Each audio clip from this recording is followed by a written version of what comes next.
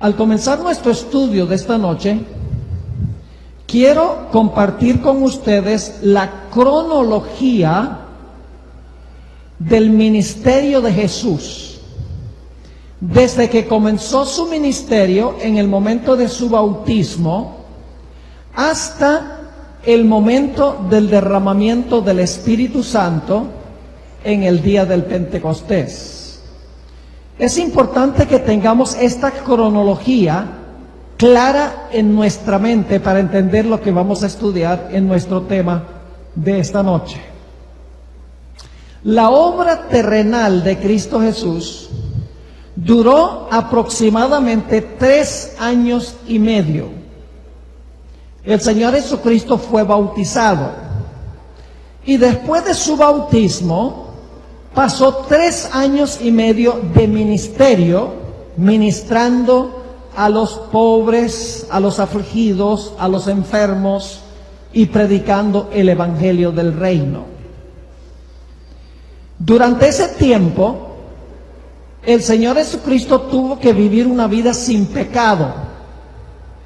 Uno de los propósitos de su vida, el propósito principal, fue enfrentarse a todas las tentaciones de Satanás, las tentaciones a las cuales nos enfrentamos nosotros, pero vencer en cada tentación.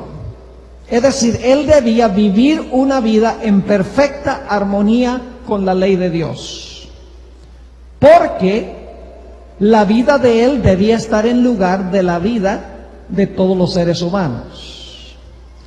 Luego, después de ministrar por 3 años y medio, después de vivir una vida perfecta en armonía con la ley, al final de su vida, el Señor Jesucristo murió en la cruz del Calvario. Y el propósito de su muerte en la cruz fue pagar la deuda de todos los seres humanos que jamás hayan existido en el planeta Tierra. Es decir, su vida fue en nuestro lugar y su muerte fue también en nuestro lugar. Y luego, al tercer día, el Señor Jesucristo resucitó de los muertos. Todo esto abarca los 3 años y medio de su ministerio terrenal. Empezó su ministerio, ministró por 3 años y medio, hacia el final de los 3 años y medio murió, luego el tercer día resucitó. Estas 3 etapas se hallaban anunciadas por el santuario. En el campamento, él vivió su vida perfecta. En el atrio, en el altar, sufrió la muerte. Y en el lavacro, pasó por su resurrección. Ahora, después que Jesús resucitó, pasó 40 días en esta tierra con sus discípulos. Y la Biblia nos dice que durante esos 40 días, el Señor Jesucristo le habló a sus discípulos sobre las cosas concernientes al reino de Dios. Es decir, durante esos 40 días, después de la resurrección, el Señor Jesucristo le dio instrucciones a sus discípulos antes que Él se fuera al cielo. Después de 40 días, el Señor Jesucristo ascendió al cielo. Vamos a leer ese pasaje que describe la ascensión de Jesús. Se encuentra en Hechos, el capítulo 1 y el versículo 9 al 11. Hechos 1 y el versículo 9 al 11. 40 días después de la resurrección. Dice: y habiendo dicho estas cosas, viéndolo ellos, fue alzado y le recibió una nube que le ocultó de sus ojos. Y estando ellos con los ojos puestos en el cielo, entre tanto que él se iba, he aquí se pusieron junto a ellos dos varones con vestiduras blancas, los cuales también les dijeron: varones Galileos, ¿por qué estáis mirando al cielo? Este mismo Jesús, que ha sido tomado de vosotros al cielo, así vendrá como le habéis visto ir al cielo. Y el Señor Jesucristo desapareció de la vista de sus discípulos. Enseguida, después de la ascensión de Jesús, los discípulos regresaron al aposento alto en Jerusalén. Y pasaron allí en el aposento alto 10 días. La Biblia nos dice que durante esos 10 días los apóstoles oraron como nunca habían orado. Confesaron sus pecados. Arreglaron las rencillas que habían tenido unos con otros. Estudiaron las profecías como nunca las habían estudiado antes. Pusieron todas sus propiedades a disposición de la obra y fueron vaciados del yo, en preparación para recibir el Espíritu Santo. Vamos a repasar entonces la cronología para que la tengan clara. Jesús, durante 3 años y medio, vivió una vida en perfecta armonía con la ley. Al final de los 3 años y medio, el Señor Jesucristo murió. Al tercer día, después de su muerte, resucitó. Después de su resurrección, pasó 40 días con sus discípulos, hablándoles sobre las cosas concernientes al reino de Dios. Después de los 40 días ascendió. Los discípulos volvieron al aposento alto y pasaron 10 días orando, estudiando, reconciliándose, poniendo sus propiedades a disposición de la obra, preparándose para recibir el Espíritu Santo. Y luego, después de esos 10 días, se derramó el Espíritu Santo en el día del Pentecostés. Es decir, el Espíritu Santo se derramó exactamente 50 días después de la resurrección de Cristo. 40 días que pasó en la tierra y luego 10 días más antes del derramamiento del Espíritu Santo. Ahora surge una pregunta muy importante, y es: ¿qué estaba haciendo Jesús en el cielo durante esos 10 días? Sabemos que los discípulos estaban orando, estudiando, reconciliándose unos con otros, poniendo sus propiedades a disposición de la obra, vaciados del yo. Pero durante esos 10 días que los apóstoles estaban en el aposento alto, ¿qué estaba haciendo Jesús en el cielo entre cuando ascendió y cuando se derramó el Espíritu Santo? De eso quiero hablar específicamente esta noche. Ahora quiero que notemos quiénes estaban presentes en el aposento alto. Se mencionan sus nombres. Vayan conmigo a Hechos, el capítulo 1 y el versículo 13. Estos son los que están presentes allí en el aposento alto durante esos 10 días y que luego reciben el Espíritu Santo. Dice allí en Hechos 1:13: y entrados subieron al aposento alto, donde moraban Pedro, número 1, y Jacobo, número 2, Juan, número 3, Andrés, número 4, Felipe, número 5, Tomás, número 6, Bartolomé, número 7, Mateo, número 8, Jacobo, hijo de Alfeo, número 9, Simón el Celote, número 10, y Judas, hermano de Jacobo, número 11. ¿Faltaba alguien? Faltaba el apóstol número 12. ¿Qué pasó con el apóstol número 12 que no estaba presente allí? En los versículos 18 y 19, que no los voy a leer porque conocemos la historia, el apóstol Pedro se paró y explicó por qué no estaba presente Judas Iscariote.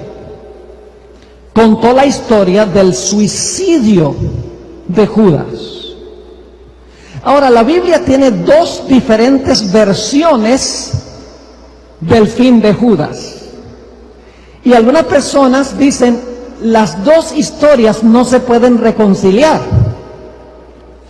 Porque en los evangelios dice que Judas fue y se ahorcó.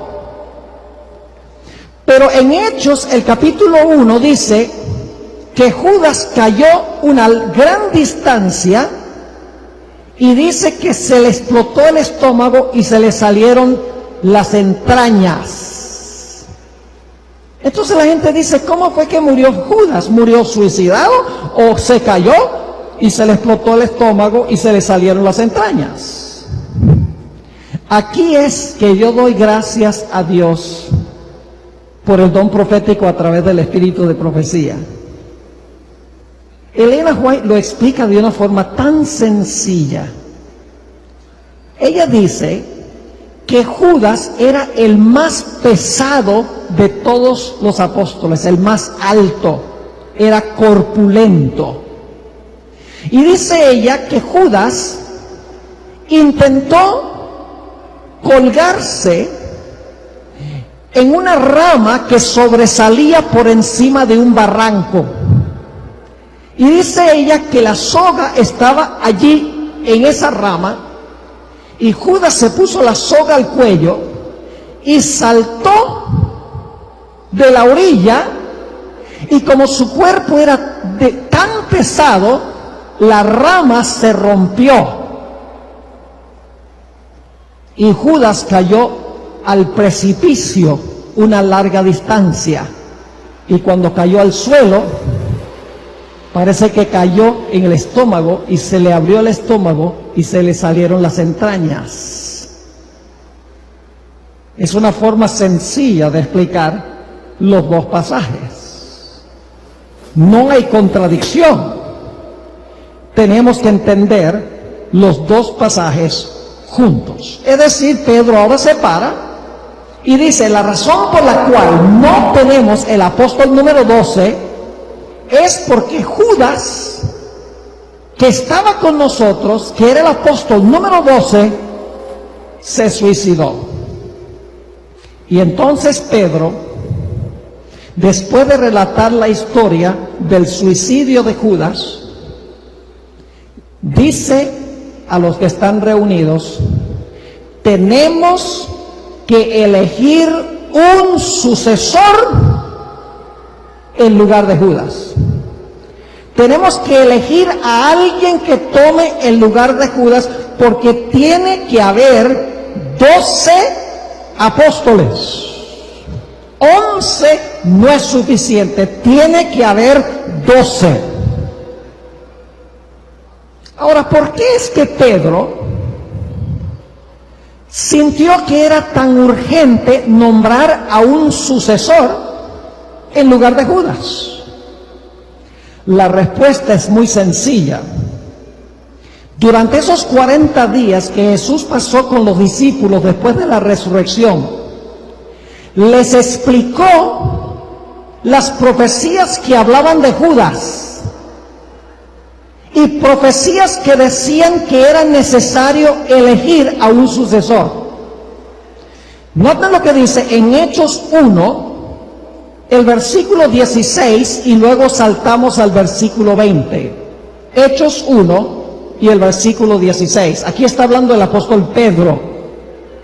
Varones hermanos, era necesario que se cumpliese la escritura en que el Espíritu Santo antes por boca de David habló acerca de Judas. Fíjense que él dice, David escribió en cuanto a quién.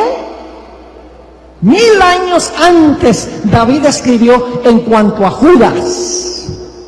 Y luego dice Pedro, porque está escrito en el libro de los Salmos. Pedro va a decir, había profecías que indicaban que Judas iba a apostatar y que era necesario nombrar a un sucesor. Dice en el versículo 20, porque está escrito en el libro de los Salmos, sea hecha desierta su habitación y no haya quien more en ella. Es decir, él no iba a regresar a su casa. Su casa iba a quedar desierta. Ese es el Salmo 69, 25. Y luego Pedro cita el Salmo 109 y el versículo 7 y 8 y dice, tome otro su oficio. Es decir, la razón por la cual Pedro se paró y dijo, es necesario elegir a un sucesor, es porque las profecías del Antiguo Testamento anunciaban de antemano la muerte de Judas, que no iba a regresar a su casa, y anunciaban que era necesario que otro tomara su oficio. En otras palabras, Pedro dice, mire, tenemos que elegir a un sucesor porque las profecías así lo exigen. Ahora, existe un mito entre muchos en la iglesia adventista, y es que los discípulos se apresuraron a elegir a un sucesor. Es decir, dicen que no era el plan de Dios que se eligiera un sucesor tan rápido, que los apóstoles deberían haber esperado, y si hubieran esperado, Dios les hubiera indicado que Saulo de Tarso debía ser el apóstol número 12. Es interesante cómo a veces en la iglesia adventista inclusive desarrollamos estas tradiciones que se pasan de generación en generación y nadie examina cuidadosamente las tradiciones para ver si están en armonía con la Escritura. Yo le digo a esto el mito de Saulo de Tarso, porque esa es una especulación sin fundamento bíblico y tampoco tiene fundamento en el espíritu de profecía. Hay 3 razones por las cuales no era el plan de Dios que Saulo de Tarso o el apóstol Pablo tomara el lugar de Judas. Voy a compartir con ustedes estas 3 razones. La primera se encuentra en Hechos 1, 21 y 22. Y ahí estamos en Hechos 1, vamos a pasar la mayor parte del tiempo en Hechos, no todo el tiempo, pero vamos a pasar la mayor parte del tiempo allí. Hechos 1, 21 y 22. Dice aquí Pedro, es necesario pues que de estos hombres que han estado juntos con nosotros todo el tiempo que el Señor Jesús entraba y salía entre nosotros, comenzando desde el bautismo de Juan, hasta el día en que de entre nosotros fue recibido arriba, uno se ha hecho testigo con nosotros de su resurrección. ¿Cuál era una de de las cualidades del sucesor de Judas?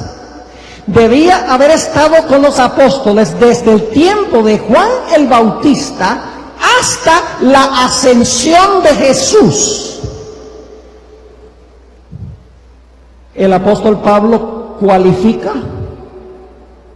No, porque el apóstol Pablo, quien se llamaba Saulo de Tarso, se convirtió 3 años y medio después de la resurrección de Cristo. Queda descalificado, porque él no estuvo ni desde el tiempo de Juan, ni tampoco estuvo cuando Cristo ascendió. Se convirtió 3 años y medio después. Queda descalificado. Esa es la primera razón. La segunda razón la hallamos en Hechos 1 y el versículo 24 al 26. Hechos 1, 24 al 26. Aquí se nos dice que los apóstoles siguieron el proceso correcto, pidieron la dirección de Dios. Dice allí en Hechos 1:24, y señalaron a 2, a José, llamado Barsabás, que tenía por sobrenombre Justo, y a Matías. Y ahora escuchen bien, y orando, dijeron: tú, Señor, que conoces los corazones de todos, escuchen ahora, muestra cuál de estos 2 tú has escogido. ¿Oraron, sí o no? ¿Oraron que Dios indicara cuál había escogido? Dios. Sí, sigue diciendo.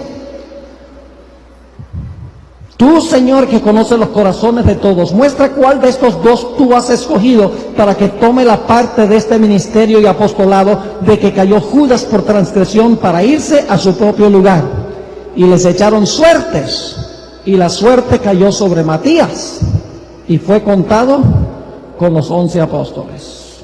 ¿Siguieron el proceso correcto? ¿Oraron? Claro que sí. ¿Quién escogió a Matías? Dios. Dijeron: muestra cuál has escogido tú. Hay una tercera razón, y es lo que dice el Espíritu de Profecía, confirmando lo que ya vimos de la Biblia. En el libro Espíritu de Profecía, tomo 3, página 264, dice la sierva del Señor: se seleccionaron 2 hombres, quienes, según el escrutinio cuidadoso de los creyentes. ¿Qué clase de escrutinio fue? El escrutinio cuidadoso de los creyentes, estaban mejor calificados para ocupar el lugar. Pero los discípulos, desconfiados de su propia habilidad para decidir el asunto, lo refirieron al que conoce todos los corazones. Buscaron al Señor en oración para cerciorarse de cuál de los 2 estaba mejor calificado para la posición confiada. Y ahora escuchen, el Espíritu de Dios escogió a Matías para el oficio. ¿Quién escogió a Matías? El Espíritu de Dios. Ahora, antes de terminar nuestro estudio esta noche, le voy a dar una cuarta razón que es absolutamente contundente, por la cual los apóstoles siguieron el proceso correcto. Vamos a resumir lo que hemos estudiado hasta ahora. 2 puntos principales. Punto número 1. Decidieron elegir a un sucesor de Judas porque las profecías así lo exigían. En segundo lugar, siguieron los pasos correctos en elegir al sucesor. Pero ahora necesitamos hacernos una pregunta muy importante. ¿Por qué sentían ellos que era tan urgente elegir a un sucesor antes de que se derramara el Espíritu Santo en el día del Pentecostés. ¿Por qué tenían que hacerlo durante esos 10 días, específicamente antes del Pentecostés?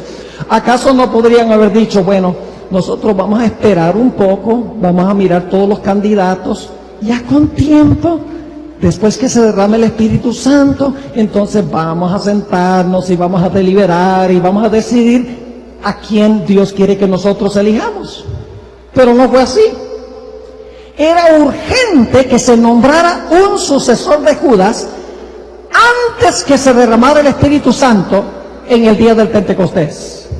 Y la pregunta clave es, ¿por qué era tan necesario nombrar a un sucesor en lugar de Judas antes del día del Pentecostés? Se sabía que se tenía que elegir, las profecías lo decían, pero ¿por qué antes? La razón se halla en el significado del número 12 en la Biblia. El número 12 es de crucial importancia. 11 no estaba completo.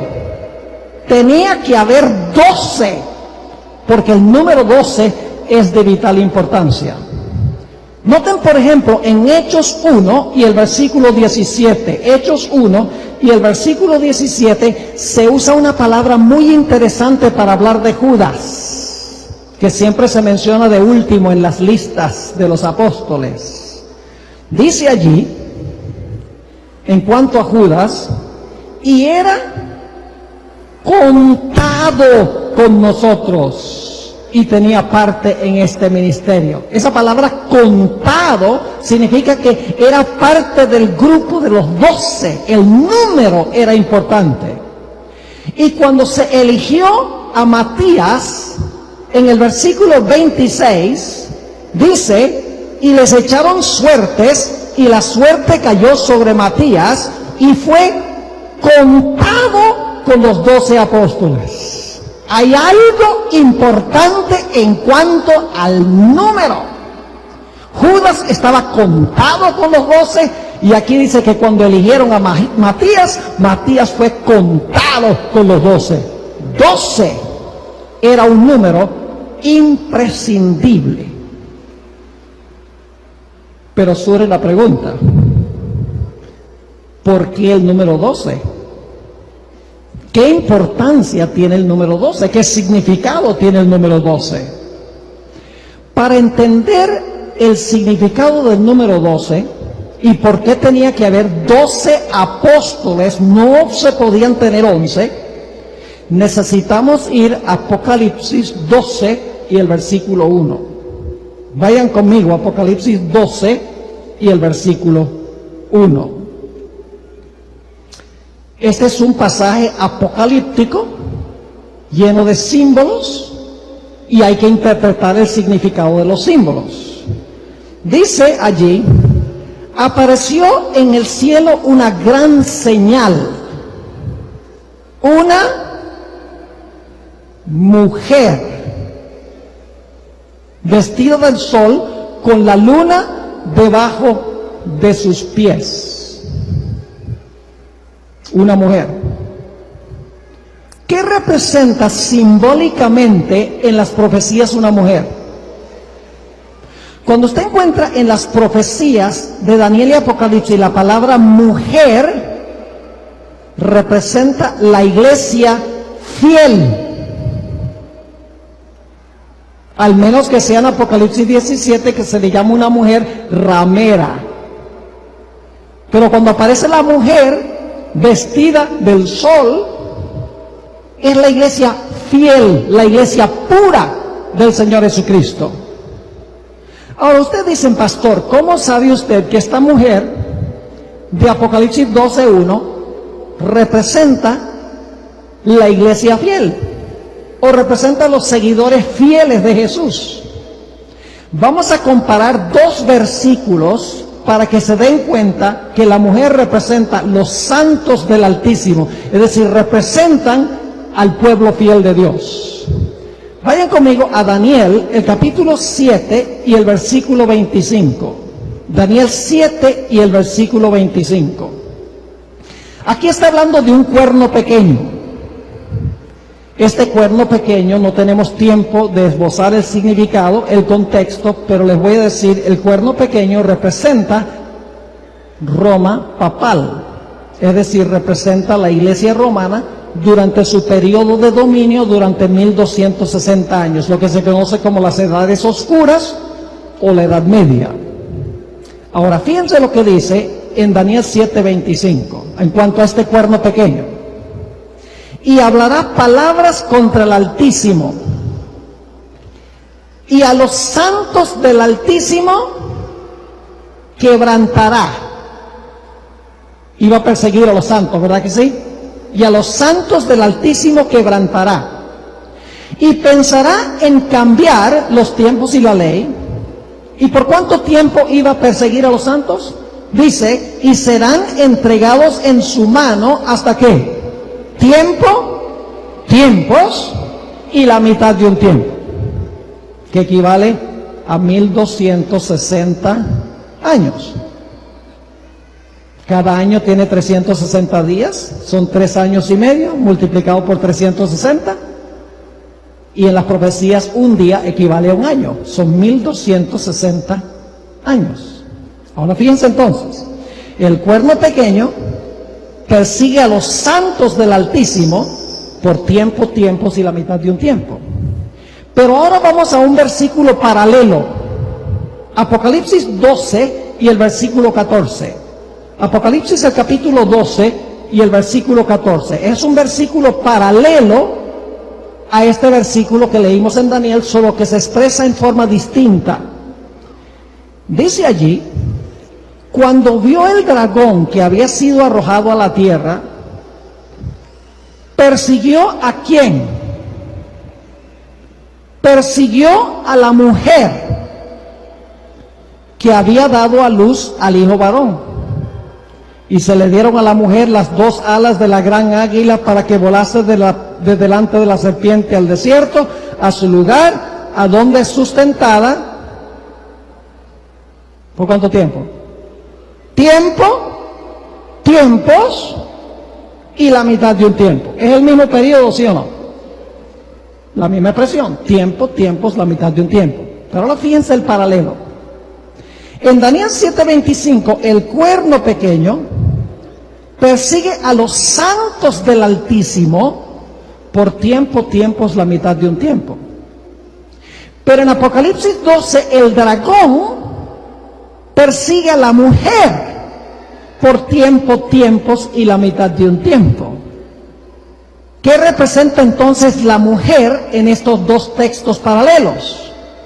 La mujer representa ¿qué cosa? Los santos del Altísimo. ¿Lo entendieron? Repito otra vez porque es muy importante. El cuerno pequeño persigue ¿a quiénes? A los santos del Altísimo. ¿Cuánto tiempo? Tiempos, la mitad de un tiempo. El dragón persigue ¿a quién? A la mujer. ¿Por cuánto tiempo?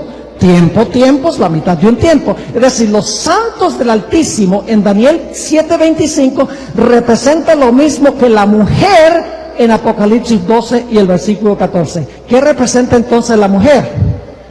Representa a los santos del Altísimo. Representa a la iglesia fiel, que fue perseguida durante este periodo de 1260 años. Pero ahora necesitamos hacernos una pregunta. Apocalipsis 12:1 ve a esta mujer vestida del sol, con la luna debajo de sus pies, que ya hemos visto representa a la iglesia fiel, representa a los santos del Altísimo.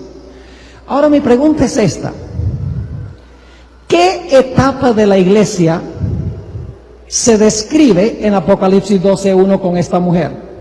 ¿Será la iglesia del Antiguo Testamento o será la iglesia del Nuevo Testamento? Dice, pastor, nunca nos han hecho esa pregunta. Esta mujer en Apocalipsis 12:1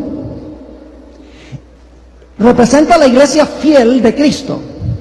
Pero ¿es la iglesia fiel del Antiguo Testamento o es la iglesia fiel del Nuevo Testamento? En realidad, hermanos y hermanas, no cabe duda que representa la iglesia fiel del Antiguo Testamento. Y ustedes dicen, ¿pero por qué, pastor? Es muy sencillo. Porque en el siguiente versículo dice que la mujer está embarazada y tiene un bebé en su vientre. ¿Y quién es ese bebé? ¿Quién es ese hijo varón que tiene la mujer en el vientre? Cristo Jesús. Ahora les voy a hacer una pregunta tonta. ¿Quién existe primero? ¿La mujer o el niño que nace de la mujer? Yo les dije que era una pregunta tonta. ¿Quién existe primero? ¿Un bebé que nace o la mamá? La mamá, claro que sí. Yo pregunto, ¿la iglesia existió antes que naciera Jesús? Lo dice aquí. Porque dice que la mujer ya existe cuando el bebé lo tiene en el vientre. Yo pregunto, ¿el Señor Jesucristo nació de la iglesia del Antiguo Testamento? ¿Fue Jesús descendiente de Abraham, sí o no? ¿Era Jesús descendiente de David, sí o no? Tenía una larga lista de antecesores en la Biblia, en el Antiguo Testamento, que trajeron al Mesías al mundo, ¿sí o no? Sí. Así que en Apocalipsis 12:1, la mujer representa la iglesia del Antiguo Testamento. Pero ahora escuchen, más adelante esta misma mujer, después que el niño nace y es arrebatado a Dios y a su trono, es decir, asciende al cielo, entonces se lanza el dragón en contra de la mujer y la mujer huye al desierto por 1260 años. ¿Cuál iglesia es esa ya? Esa ya es la iglesia ¿de qué? La iglesia del Nuevo Testamento. Porque el niño que nació ascendió y luego la mujer huye 1260 años. Es decir, esta mujer representa la iglesia fiel de Dios en el Antiguo Testamento y el Nuevo Testamento. Ahora escuchen. En Apocalipsis 12 y el versículo 1 dice que esta mujer tenía una corona de 11 estrellas.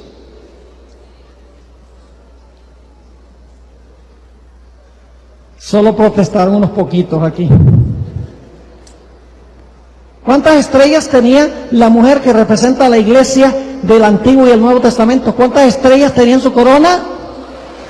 12. Y ustedes dicen, ¿pero por qué tenía 12? Vayan conmigo a Génesis 37 y el versículo 9 y 10. Génesis 37 y el versículo 9 y el versículo 10. Aquí está hablando de un sueño que tuvo José. Y fíjense lo que dice. Soñó aún otro sueño y lo contó a sus hermanos, diciendo, he aquí que he soñado otro sueño. Y he aquí que el sol y la luna y 11 estrellas se inclinaron a mí. Y alguien dice, ay, no dice 12, ahí dice 11. Yo pregunto, ¿quién es la estrella número 12? José. Porque Jacob tenía ¿cuántos hijos? 12. Y luego José, el papá de José, sabe lo que representa el sueño. Porque dice en el versículo 10, y lo contó a su padre y a sus hermanos. Y su padre le reprendió y le dijo, ¿qué sueño es este que soñaste? ¿Acaso vendremos yo y tu madre y tus hermanos a postrarnos en tierra delante de ti? ¿Qué representan las 12 estrellas en Génesis el capítulo 37, 9 y 10? Representa a los 12 hijos de Jacob, que fueron los fundadores de la nación de Israel. Pero ahora escuchen bien. Luego, los 12 individuos con quienes empezó la historia de la nación del pueblo de Israel, luego ellos se proliferaron y formaron una gran nación. La nación vino de los 12 individuos originales. Vamos a leer Génesis 49 y el versículo 28. Génesis 49 y el versículo 28. Después que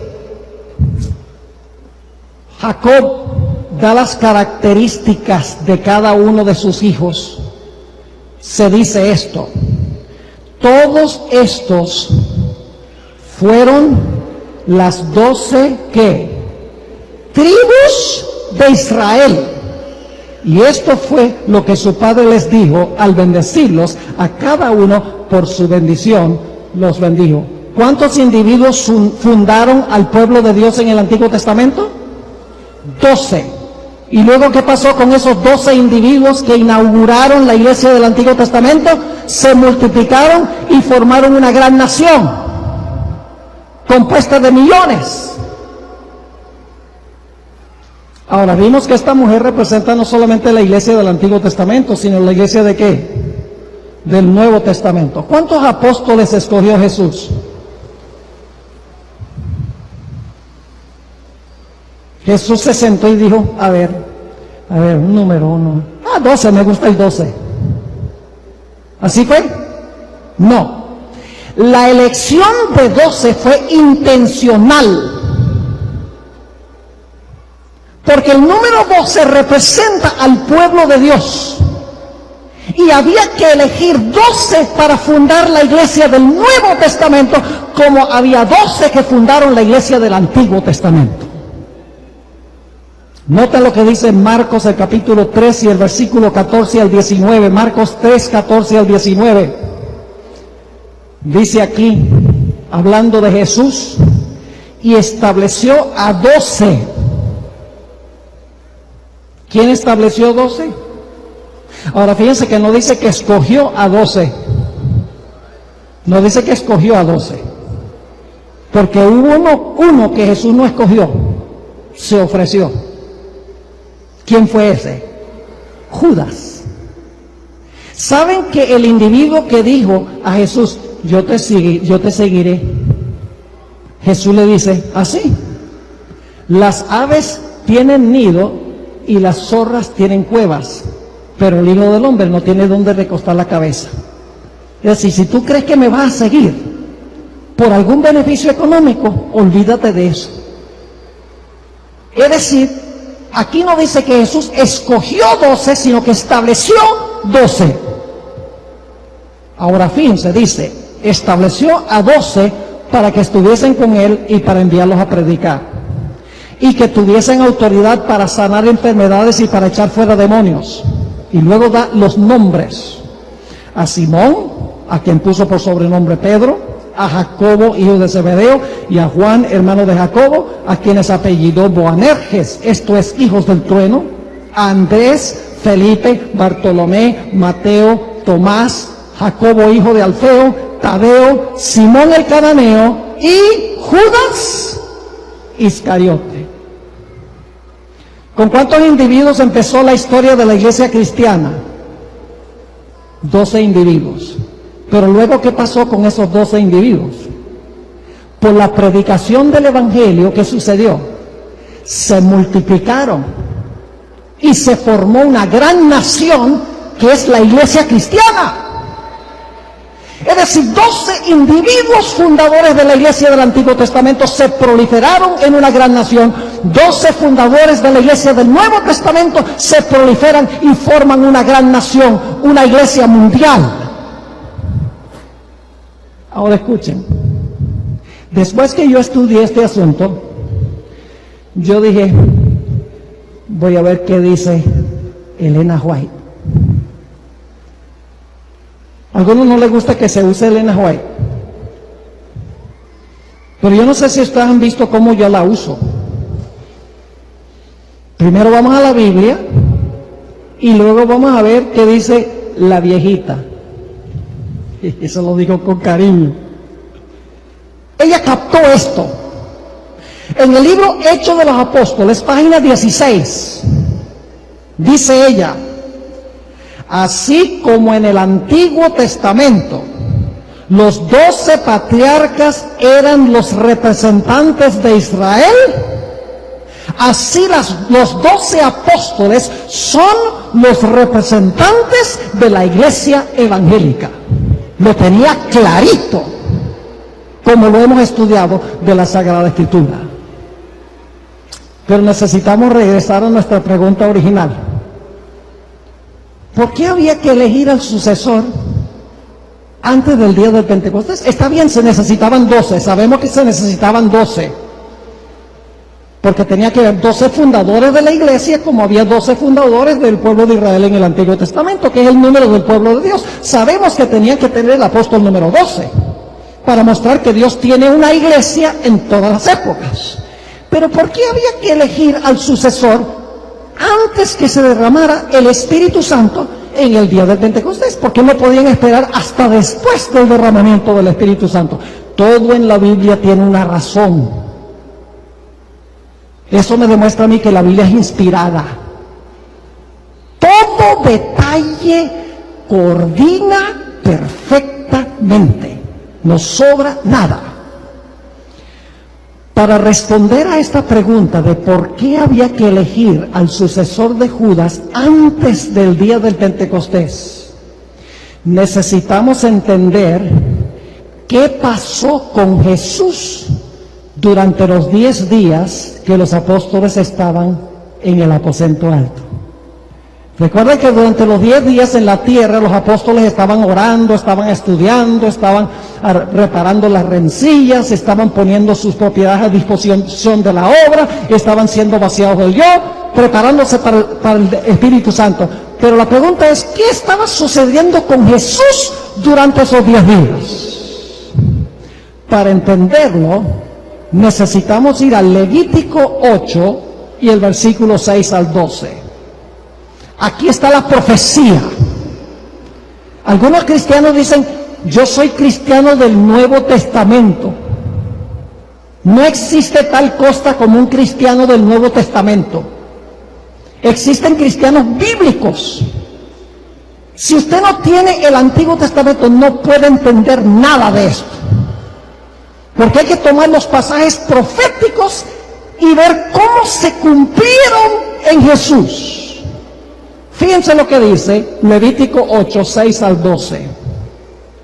Está hablando de algo que hizo Moisés con Aarón para que Aarón pudiera comenzar a funcionar como sumo sacerdote en Israel. Es decir, esto está hablando de la investidura de Aarón para poder servir como sumo sacerdote en el santuario. Y noten lo que dice. Y dijo Moisés a la congregación, esto es lo que Jehová ha mandado hacer. Entonces Moisés hizo acercarse a Aarón y a sus hijos y los lavó con agua. Y ahora escuchen lo que hace Moisés con Aarón. Dice, y puso sobre él ¿qué? La túnica.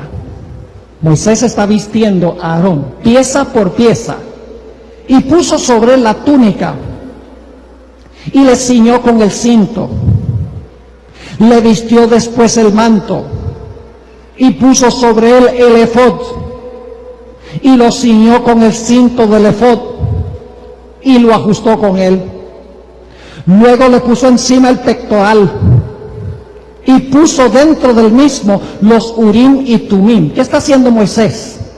Está vistiendo a Aarón como sumo sacerdote, pieza por pieza, para que pueda servir como sumo sacerdote. Sigue diciendo, después, versículo 9, después puso la mitra sobre su cabeza, y sobre la mitra enfrente puso la lámina de oro, la diadema santa, como Jehová había mandado a Moisés.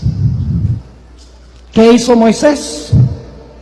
Antes que Aarón pudiera servir como sumo sacerdote en el santuario, era necesario vestirlo de sumo sacerdote.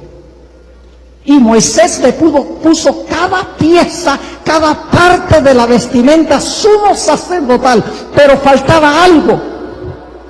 Noten lo que sigue diciendo en el versículo 10. Y tomó Moisés el aceite de la unción y ungió el tabernáculo, porque el tabernáculo va a empezar a funcionar. Ungió el tabernáculo y todas las cosas que estaban en él y las santificó. Y roció de él sobre el altar 7 veces y ungió el altar y todos sus utensilios y la fuente y su base para santificarlos. Es decir, está santificando todo el santuario porque ahora el sumo sacerdote va a empezar su labor. Pero antes que pudiera empezar su labor era necesario hacer algo más. Versículo 12.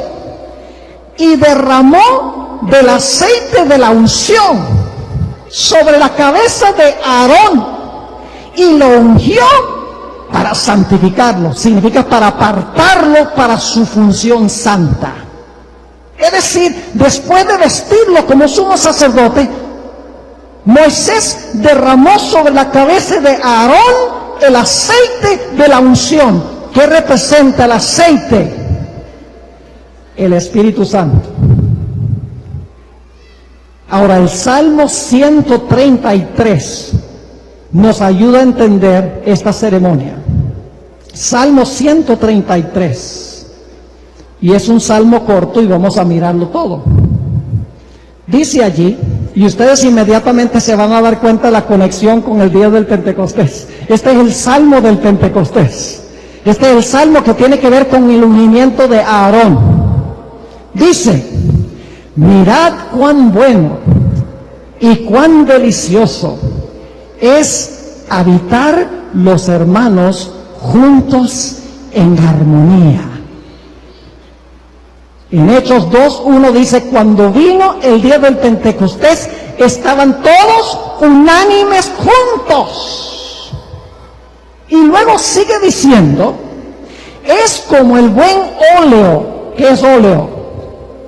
Aceite. Es como el buen aceite sobre la cabeza. Ahora fíjense qué abundante era este aceite.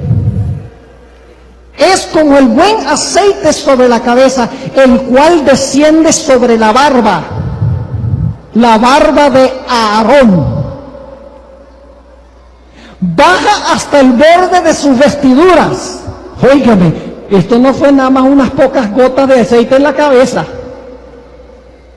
Esto fue una abundancia de aceite, tan abundante que se derramó por su cabello, se derramó por la barba, se le derramó en el manto y llegó hasta el borde de sus mantos, pero no terminó allí. Porque sigue diciendo, otra vez el versículo 2, es como el óleo sobre la cabeza, el cual desciende sobre la barba de Aarón, baja hasta el borde de sus vestiduras, como el rocío de Hermón, que desciende sobre los montes de Sión. ¿Hasta dónde llegó el aceite? No terminó con Aarón.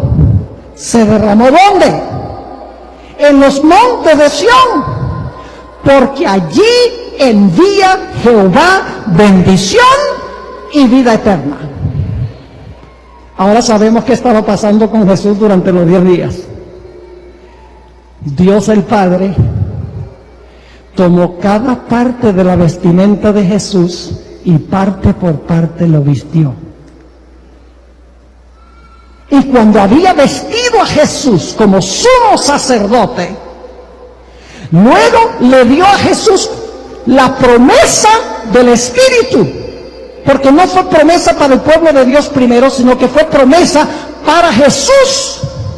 Lo pueden leer en Hechos 2:33. El Padre le dijo: si tú eres victorioso, yo voy a permitir que el Espíritu... Ahora bien, el punto principal de lo que venimos diciendo es que tenemos tal sumo sacerdote. ¿Qué tenemos? Tal sumo sacerdote, el cual se sentó a la diestra del trono de la majestad en los cielos, ministro del santuario y de aquel verdadero tabernáculo que levantó el Señor y no el hombre. ¿Fue investido Jesús como sumo sacerdote sobre su pueblo? Claro que sí. Ahora, como Aarón empezó su función de meter los pecados del pueblo al santuario, de los cuales se arrepintieron y confesaron, ahora Jesús empezó a recibir las oraciones penitenciales de su pueblo arrepentido que confiesan sus pecados para meterlos por medio de su sangre en el santuario. Y ustedes dicen, pero pastor,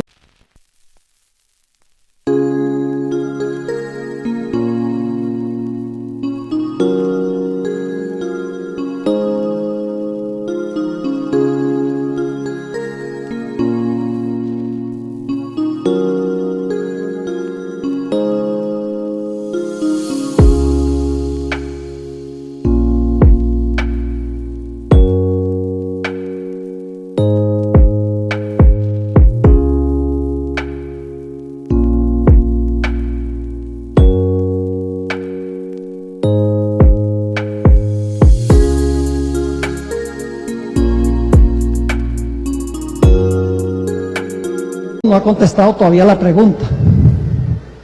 ¿Por qué había que elegir el apóstol número 12 antes que se derramara el Espíritu Santo? ¿Por qué razón? Ahora escuchen bien. Una de las partes de la vestimenta del sumo sacerdote se llamaba el pectoral. La palabra pectoral tiene que ver con el pecho, ¿verdad que sí? Una de las partes era el pectoral. Vamos a leer en cuanto al pectoral. Éxodo 28, y el versículo 15 al 21, y luego saltamos al versículo 29 y 30. Éxodo 28, 15 al 21. Es una parte de la vestimenta del sumo sacerdote, cubría su pecho. Dice allí: harás asimismo el pectoral del juicio. ¿Cómo se llama el pectoral? El pectoral del juicio, de obra primorosa. Lo harás conforme a la obra del efod, de oro, azul, púrpura, carmesí y lino torcido. Será cuadrado y doble, de 1 palmo de largo y de 1 palmo de ancho. Y lo llenarás de pedrería en 4 hileras de piedras.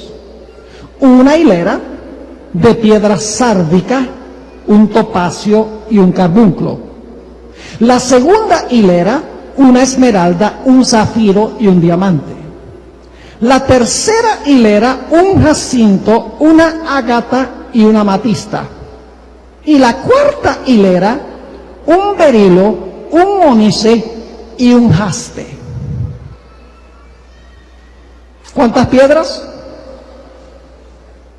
¿Cuántas piedras? 12. 12 piedras en el pectoral. Ahora, ¿qué representaban las 12 piedras en el pectoral? Sigamos leyendo. El versículo 21. Y las piedras serán según los nombres de los hijos de Israel. 12 según sus nombres, como grabaduras de sello, cada una con su nombre. Serán, ahora fíjense, no solamente los nombres individuales, sino dice, serán según las ¿qué? Las 12 tribus. Las 12 piedras representaban a los 12 individuos y también todos los que vinieron de ellos, las 12 tribus. Y dice, escuchen bien, y llevará a Aarón los nombres de los hijos de Israel en el pectoral del juicio sobre su corazón. ¿A dónde lleva entonces? ¿Aarón representaba a quién? ¿El sacerdocio de Aarón representaba el sacerdocio de quién? de Jesús. Jesús también lleva un pectoral. Ya no con los nombres de los 12 apóstoles, de los 12 hijos de Jacob, sino también con ¿qué? Con los nombres de los 12 apóstoles. Así que dice, llevará Aarón los nombres de los hijos de Israel en el pectoral del juicio sobre su corazón cuando entre en el santuario, por memorial delante de Jehová continuamente.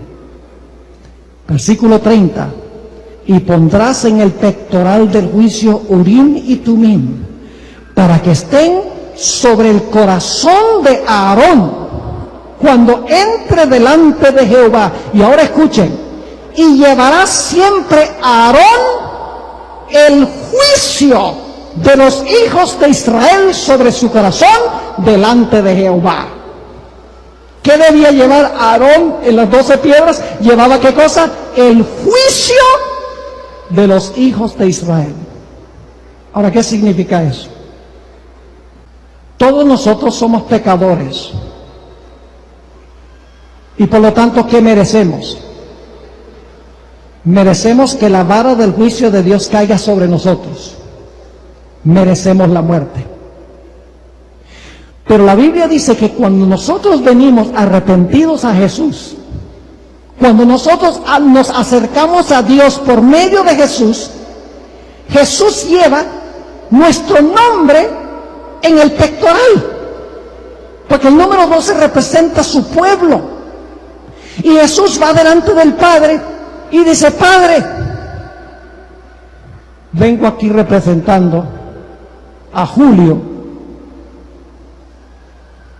Y el Padre dice: ¿dónde está Julio? Jesús dice: no es necesario que aquí esté Julio, porque yo tomé el juicio de Julio sobre mí mismo. Yo cargué los pecados de Julio. Los tengo aquí en el corazón. Yo tomé el juicio que merecía él, lo tomé yo. Y lo tengo cerca de mi corazón. Padre, acepta Julio en mí. Y en ese momento, cuando Julio viene arrepentido y confesando su pecado y confiando en la vida y la muerte de Cristo, el Señor Jesucristo toma el juicio que cayó sobre él y lo pone a cuenta de Julio. Por eso dice que llevará el juicio de los hijos de Israel sobre su corazón. Ahora vamos a resolver el problema de por qué había que tener 12 apóstoles antes del día del Pentecostés. Si son perspicaces ya lo saben. ¿Cómo podía Dios el Padre vestir a Jesús con el pectoral de 12 piedras representando a los 12 apóstoles si solamente en la tierra había 11? ¿Me están entendiendo lo que estoy diciendo? Para que se pudiera poner el pectoral en el pecho de Jesús como sumo sacerdote, que tenía 12 piedras representando a los 12 apóstoles y los que iban a descender de los 12 apóstoles, era necesario que hubiese ¿qué? 12 apóstoles. Pero solamente había ¿cuántos? 11. Así que para que Jesús pudiera llevar el pectoral con 12 piedras, era necesario que en la tierra hubiese 12 apóstoles antes de derramar el Espíritu Santo. Y por eso se eligió el apóstol número 12. Detalles significativos. Nada se escapa de la Biblia. Elena White expresa cuánto quiere Jesús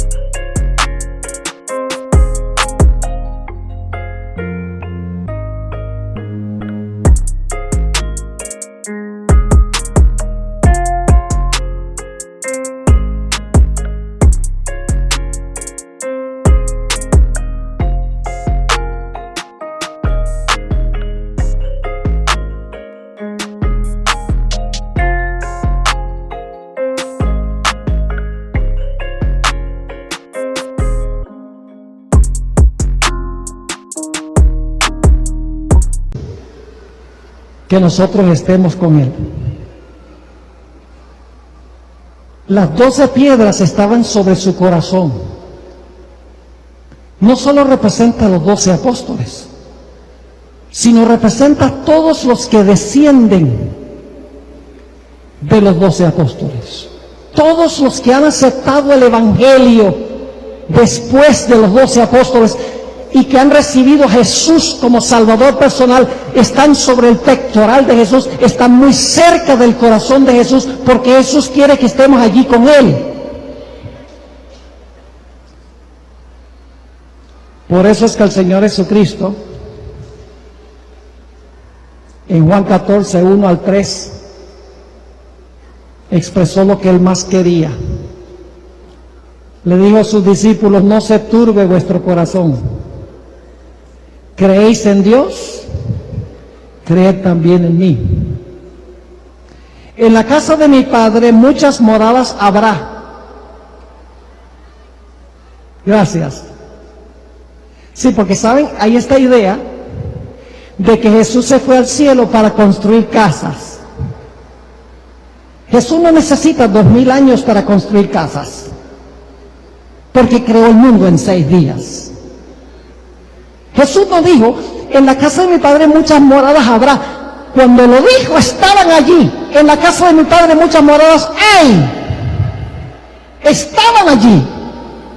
Y luego sigue diciendo Jesús: en la casa de mi Padre muchas moradas hay. Si así no fuera, yo os lo hubiera dicho. Voy pues a preparar lugar para vosotros. Y ahí otra vez decimos: sí, se fue para sembrar árboles y sembrar flores y se va a construir casas. No. Jesús se fue a preparar el lugar por su obra en el santuario. Para poder venir tiene que interceder y tiene que hacer la obra de juicio. Prepara el lugar por su obra en el santuario. Dice: voy pues a preparar lugar para vosotros. Y si me fuere y os prepararé lugar, vendré otra vez. Ahora escuchen bien. Y os tomaré a mí mismo. Qué expresión tan tierna, ¿verdad? Os tomaré a mí mismo, para que donde yo estoy, vosotros también estéis. ¿Qué es lo que quiere Jesús? Él quiere que nosotros estemos con Él, porque nos tiene cerca de su corazón.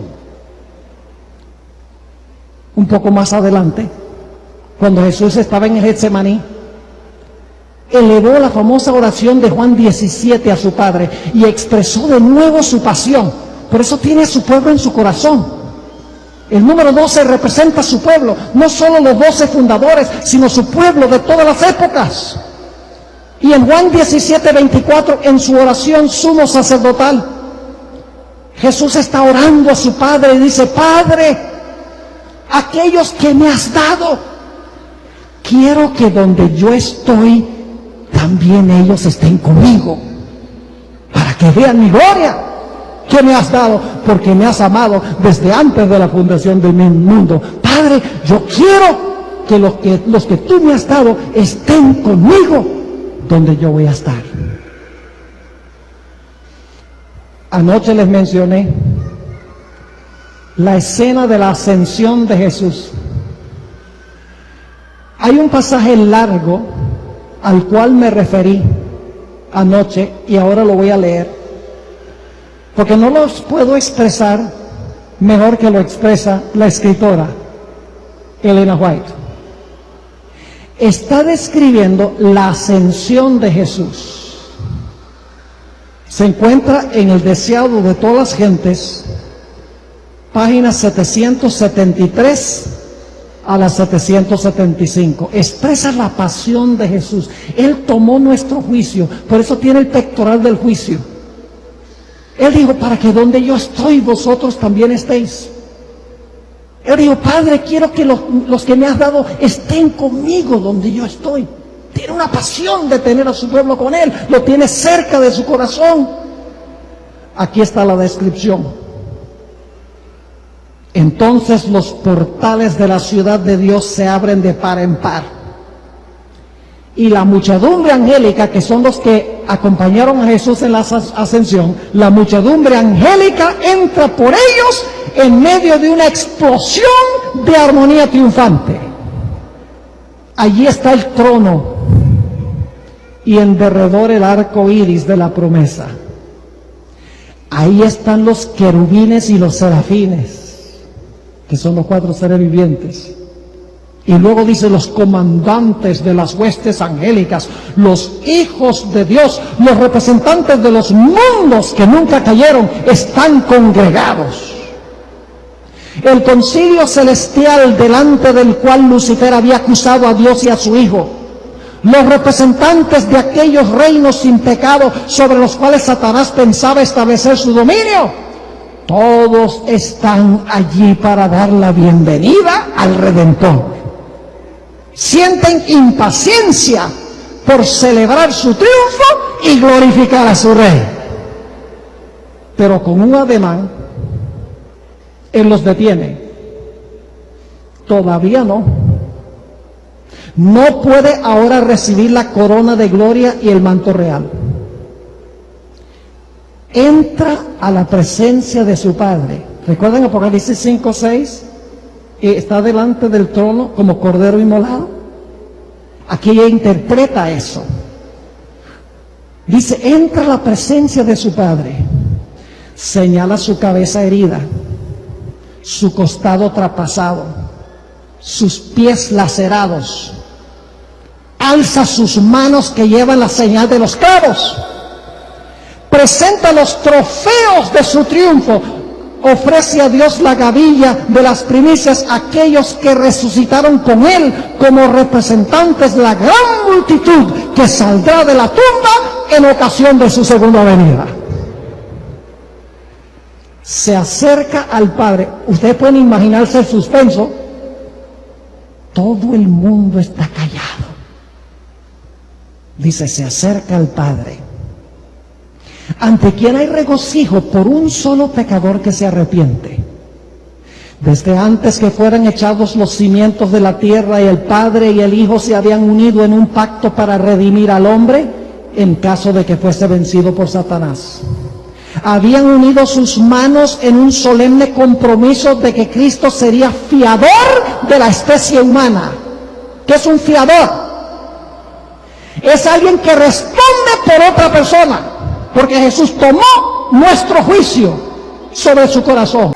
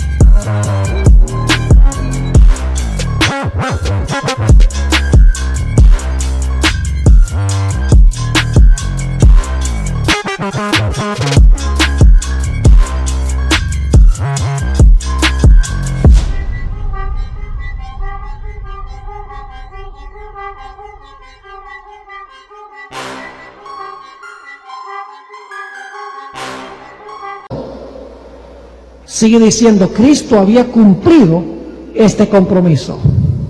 Cuando sobre la cruz exclamó, consumado es, se dirigió al Padre. El pacto había sido llevado plenamente a cabo.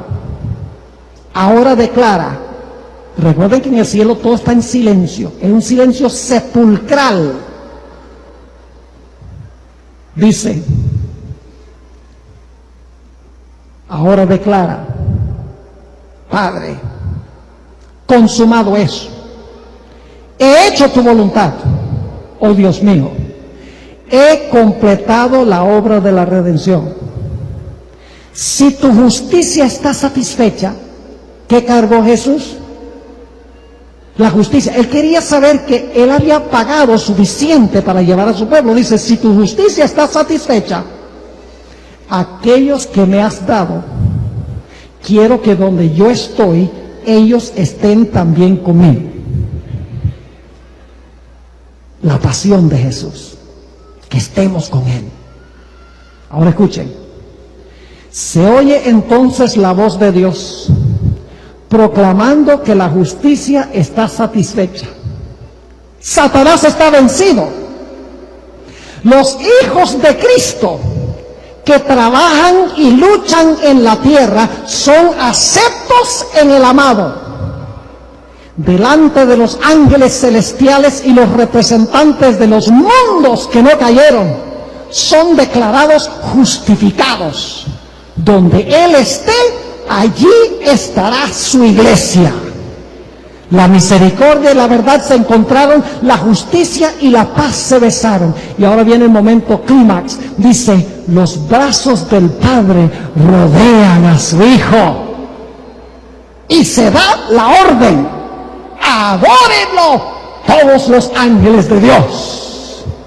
Con gozo inefable, los principados y las potestades reconocen la supremacía del príncipe de la vida. La hueste angélica se postra delante de él, mientras que el alegre clamor llena todos los atrios del cielo. Digno es el Cordero que ha sido inmolado de recibir el poder y la riqueza y la sabiduría y la fortaleza y la honra y la gloria y la bendición.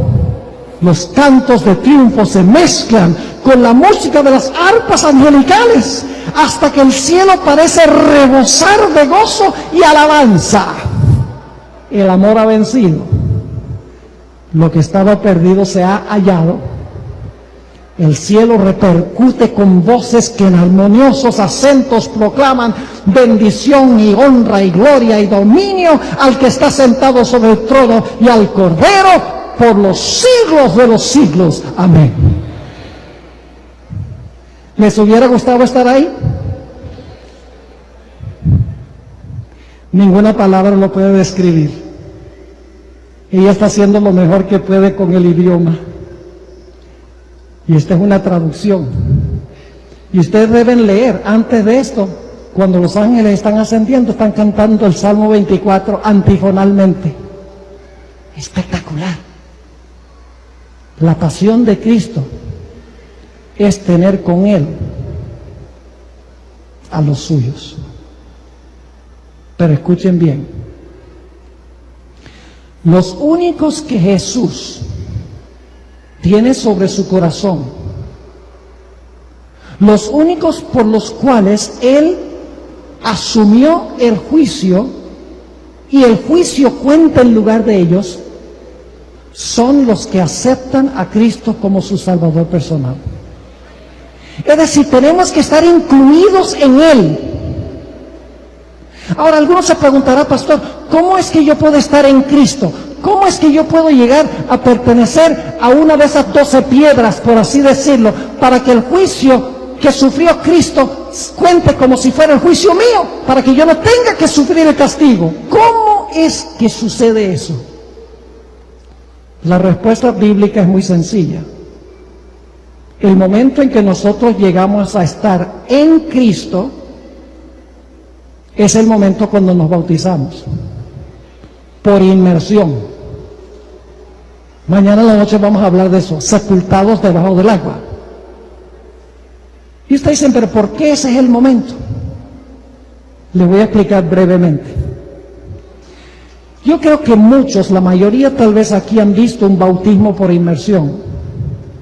El bautismo con un poquito de agua en la cabeza cuando eres un bebecito, eso no cuenta. No cuenta porque tenemos que creer, tenemos que aceptar a Jesús como Salvador. Tenemos que reclamar su justicia, arrepentirnos, confesar el pecado. Un bebé no puede hacer eso. Y el bautismo es una sepultura. El bautismo no es sencillamente echar un poco de agua en la cabeza. Déjame explicar por qué razón el bautismo por inmersión es tan importante. El Señor Jesucristo, cuando estaba en la cruz del Calvario, ¿qué hizo inmediatamente antes de morir? Dejó de respirar. La Biblia dice que expiró. Significa que ya no respiraba más. ¿Y luego qué hicieron con Jesús? Fue sepultado.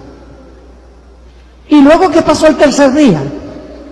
Respiró de nuevo, es decir, dejó de respirar, fue sepultado en el sepulcro, no respiraba, y entonces resucitó y volvió a respirar nueva vida con un cuerpo glorificado. Dios ha establecido una forma en que Jesús me puede incluir en Él. Los que han visto un bautismo, el pastor se para en el bautisterio y dice: yo te bautizo en el nombre del Padre, del Hijo y del Espíritu Santo. ¿Y qué es lo que la persona hace inmediatamente después de ser sepultada? Deja de respirar. ¿Y qué hace mientras está debajo del agua? No respiran. ¿Y qué es lo primero que hacen cuando salen del agua? Respiran de nuevo. En el bautismo usted está pasando por la experiencia de Jesús. Y cuando nosotros hacemos eso, cuando pasamos por la experiencia del bautismo, dejamos de respirar, somos sepultados, respiramos de nuevo, Dios el Padre dice: te incluyo en la obra que hizo Cristo Jesús. Te considero muerto con Él, sepultado con Él y resucitado con Él. Te considero en Él. Es decir, en el momento del bautismo tú estás en Jesús. Ya no tienes que preocuparte de lo que el Padre piensa de ti, porque lo importante es lo que el Padre piensa de Jesús. Tú estás en Él. ¿Cuán importante entonces es el bautismo? No es opcional. Es un asunto de vida o muerte.